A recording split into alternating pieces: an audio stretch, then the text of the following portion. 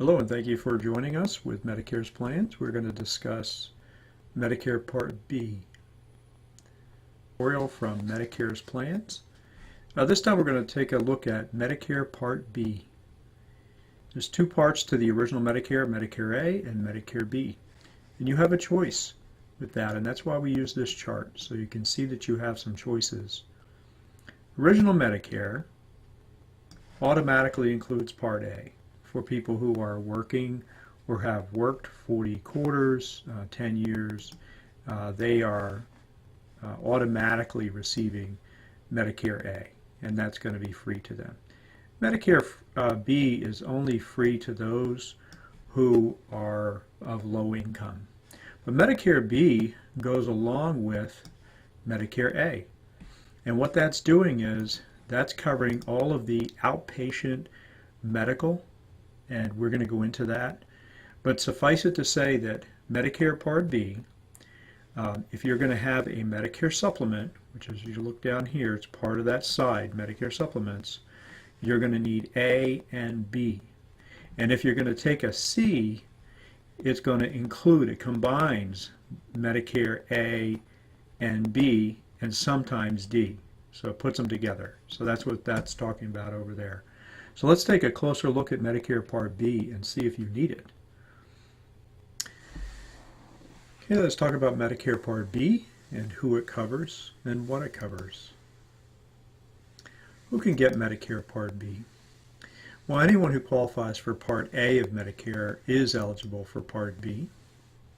Medicare Part B starts automatically on the first day of the month when you turn 65. As long as you're collecting your Social Security check, and also if you're disabled, 24 months after you become disabled, on the first of that month, it'll automatically start as long as you're collecting your Social Security check.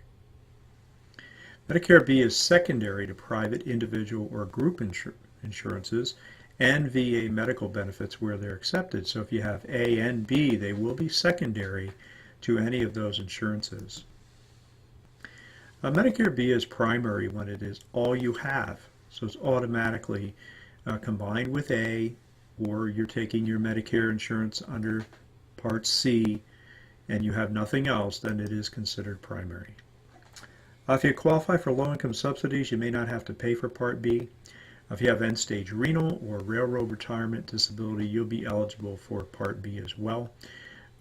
If you receive the low-income subsidies, you're going to be eligible for Part B, and you can take that year-round without penalty.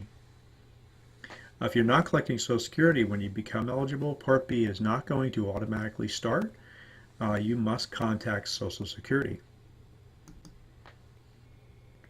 Medicare Part B, how to get the coverage. If you're turning 65 and you collect your Social Security, you'll automatically receive Part B. And it'll start the same date that A is going to start for you. Turning 65 and you do not collect Social Security, you'll have to contact Social Security to begin Part B to make arrangements to make the payments. Exiting a group plan can be done anytime. When you turn 65, there's a federal law that overrides all other laws that allows you to leave a group plan at any time, and that creates an SEP, Special Enrollment Period.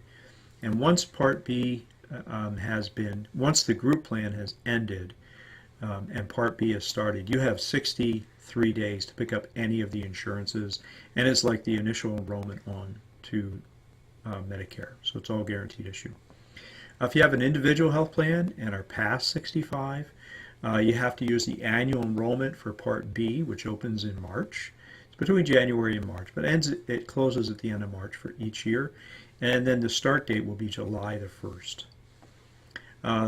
If you're disabled and under 65, when you become eligible for Medicare, you have 63 days to make arrangements to start Part B, so it's kind of a tighter period of time if you're not already collecting Social Security. If you are, it's going to start automatically. Medicare Part B, what does it include for coverages? Number one, outpatient medical services. Home health care, sounds familiar, just like Medicare Part A. Hospice care, again, sounds familiar, just like Part A. It's just a note, though, if you have Medicare Part A, it includes benefits for home health care and hospice. Medicare does not cover long-term care. So even though Medicare A is a long period of time in the hospital, nursing home is limited, home health care is limited till recovery, and hospice is limited for 6 months, whether it's through A or B. What is included, generally speaking, under the outpatient medical? Well, first of all, you have to deal with a deductible. For the first $183, that is out of your pocket. After that, you can assume that it's only going to pay 80% of medically necessary covered expenses. So you are going to be responsible either through a Medicare supplement or out of pocket for 20%. That covers doctor's visits, covers testing, covers therapy, physical, occupation, and speech therapy, durable medical equipment, that's like oxygen and test strips, that type of thing is covered there. And it also includes some preventative. Medicare B. Who should have Medicare B? Well, if your primary insurance is going to be Medicare, you should have Part B. Part A generally is going to be just the inpatient. Part B is generally the outpatient. If you'd like to have a Medicare supplement, you must have both A and B. You can't purchase one without it.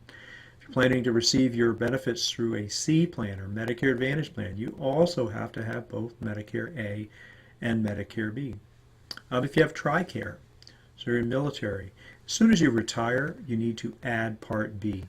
You don't have to add it until your retirement, but you do have to add it then. If you do not have Part B and no credible health coverage, you may be assessed penalties when you go to pick it up outside of the initial enrollment period. The penalty is 10% of the cost of Part B for each 12 months that you're out. So Medicare Part B covers home health care. So with that, it pays when you are certifiably homebound, same as Part A. You must have difficulty performing activities of daily living, same as A. Coverage ends when you have plateaued or no longer recoverable. For example, a stroke or a heart attack and the doctor says you're at XYZ percentage of ability and you're not getting any better, that's where it ends. So hospice care under Medicare Part B pays in your home or at a facility. It's triggered if you have less than 6 months to live. But remember, you must agree to give up further treatment for recovery for illnesses. So if you're being treated for cancer, you have to stop the chemotherapy. It only provides coverage for comfort. That's what hospice care is.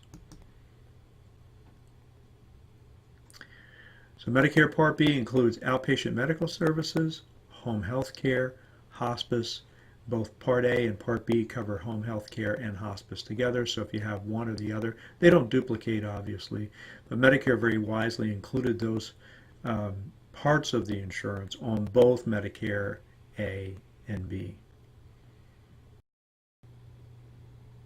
Well, if that's been helpful for you, please subscribe and hit the like button, and have a great day. Thank you.